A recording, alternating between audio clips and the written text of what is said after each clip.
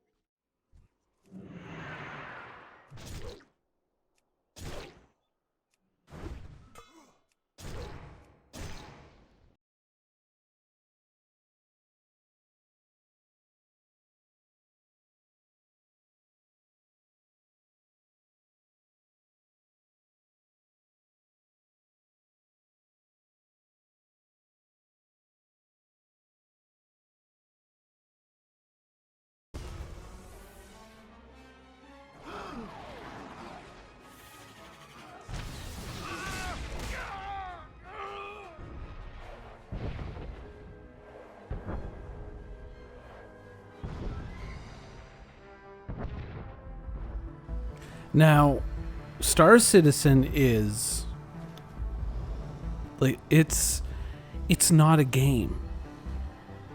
And some people say, well, not in the classic sense. No, not in any sense. Star Citizen isn't a game. Star Citizen is a visually extremely impressive tech demo of various ideas, various artistic endeavors, various gameplay loop theories that may connect together to one day, fingers crossed, become a truly great game. But there is an elephant in the room that we have to discuss when it comes to Star Citizen. And that elephant in the room is that there's a lot of people out there who don't realize what they're looking at when they're playing Star Citizen. They don't understand it.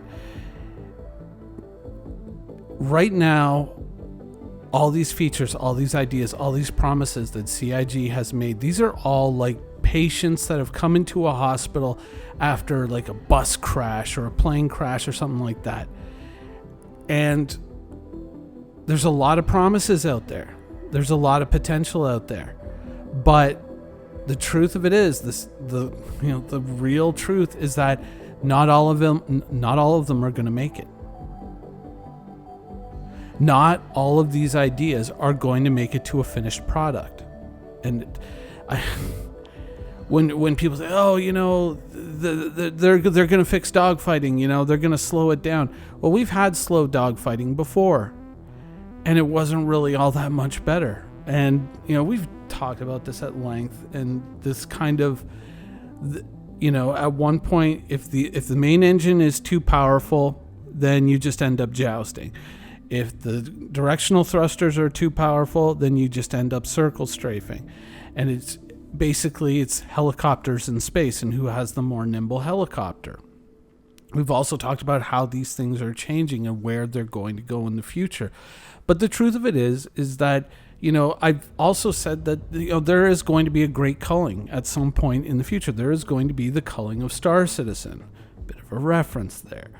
And when that happens, CIG is going to have a very come to Jesus moment, and they're going to have to kind of sit down with the fans and say, look, this is what we can deliver, and this is just what's not working out. These are all the features that we would like to have implemented, but the truth of it is, these are the features that we really do have to save.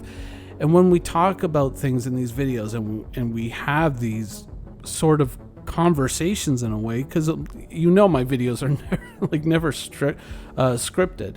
They're always like stream of consciousness. When we talk about these things, we look at all the things that CIG puts out there. And, when we touch on the game, we explore a lot of these ideas and we look at a lot of these questions. And then we start to say, what should be saved? What is the important takeaway here? What is the real true value of this? Where could it go? Where could it go in a good way? Where could it go in a bad way? These are the things that we try to ask, because we are in a pre-alpha. We are in a tech demo. We are not in a game. And, it's very disheartening to see the disingenuous arguments out there. When something doesn't work, it's like, well, it's an alpha. Oh, when someone says, oh, well, the game isn't finished yet and we've been waiting, it's like, the game's there, you can play the game right now. People love to make these arguments where, on the one hand, oh, is that broken? Well, yeah, but it's just an alpha. But oh, no, but it's a game.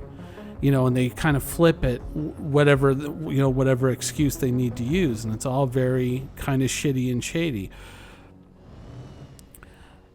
The truth of it is that we're a long ways off from a playable game, a long ways off. And I've said it so many times, but it's just, things aren't really going to move in Star Citizen until Squadron 42 is out of the way. And CIG will make announcements and say, oh, we're bringing all these people in and they're going to work on the PU and we're going to do stuff for the PU. And then, we've heard that. We've seen that. But where are we now? Right? And they're just kind of recycling the same things that we have to try to represent them in a different way to kind of keep the PU feeling a little bit fresh. But ultimately, anytime Squadron 42 needs it, they will simply cannibalize those people into their own team and just say, oh, you got to work on this and you got to get this mission tightened up and all of these things ready. Now, my feelings on Squadron 42, of course, I've never hidden them. I honestly, I've never really given a crap about Squadron 42 because it's not that interesting to me. Star Citizen, however, completely different story. And so when I put money into this game, I expect Star Citizen, and Squadron 42 is just like a little side interesting piece that may come along here or there. But I think that until Squadron 42 either gets finished and gets out of the way, or CIG perhaps confronts themselves on the Squadron 42 question and realizes that it's not Squadron 42 that pays the bills, and maybe Squadron 42 is actually what should be sitting in the back seat, and they need to reshift their focus to Star Citizen. Not, some people will say, oh, well, that's never going to happen. You never know how, you never know how things can change. Sometimes the things that at one point seemed impossible become possible, and vice versa. But this is also the reason why I'm not somebody who's always, flipping out about this and just saying, well, that's it. I'm putting my channel on hold and I'm not talking about Star Citizen anymore. There's plenty to talk about, even these episodes, these are just often conversations or variations on conversations that I've had with org members, where we talk about these ideas and I go out and what's this person's opinion? What's that person's opinion on these sorts of things? Recently, we had somebody apply to our org. They're like, "Oh, we're looking for active Star Citizen players." We're active Star Citizen talkers. We occasionally get into the game for a little while, but for the most part, we play other games because it's a much more entertaining use of our time than struggling to get everybody onto a server together and get everybody in the same place, and then being able to do what little content there is for a short amount of time until somebody gets kicked out. It's not really a healthy environment for your sanity and for your patience. And with Star Citizen, you gotta be patient, man. You really gotta be. Whether you like it or not, whether you approve of how CIG spends your money or not, I don't want to say it in a way that just kind of like one of these people's like, well, they're the experts of game development and you're nobody, so just shut up and wait for them to finish and make the perfect game. And it's just, I don't want to sound like one of those guys, but to a certain degree is they're going to do what they're going to do. And we can try to influence it, but ultimately they are going to do what they are going to do. And it takes as long as it takes, right? Which is never a popular answer, but it's the truth. But yeah, that's why I kind of don't flip my biscuit. I don't play Star Citizen 6 hours a day, nor do I really intend to, unless it becomes some kind of like amazing, incredible game.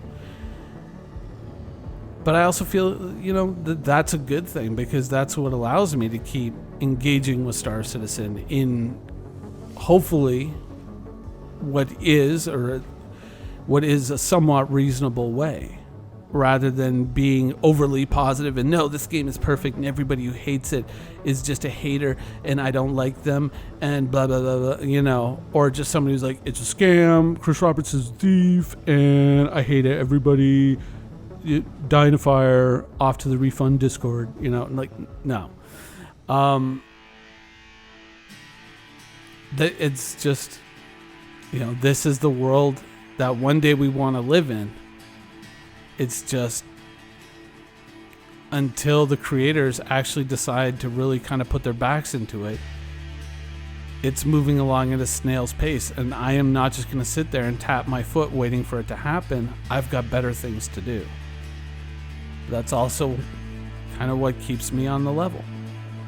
Thank you for watching. So if you want to keep up with the latest and greatest in Star Citizen and Squadron 42's development, please follow us on our social media channels. See you soon.